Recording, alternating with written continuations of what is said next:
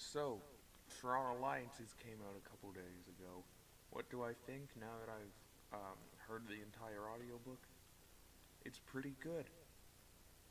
I'm honestly getting pretty into the new canon. There is some ridiculous stuff, but a lot of the new books and comics are actually really good, and this is definitely a good example.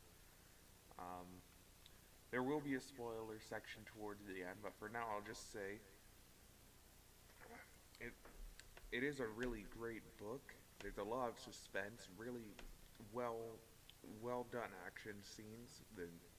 The mystery's really good, and just slowly piecing together everything happening and how it all ties together is really cool. And I had a blast listening to it. The audiobook itself was well made. So,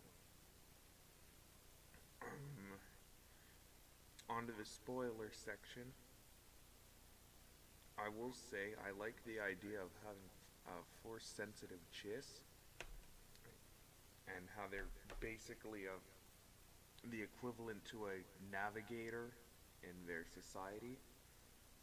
And also, I liked how they kind of brought Cortosis back into the full canon after so long. And, you know, uh, Padme. Padme is probably one of the only characters from the prequels who isn't a Jedi and actually does anything. And, she's still cool. She's always been pretty cool. And, you know, she does a lot in this book, and it's really cool.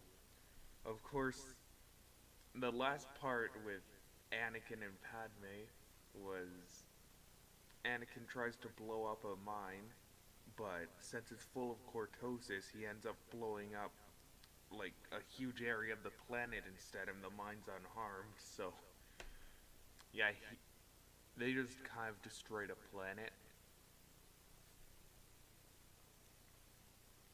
So, I don't.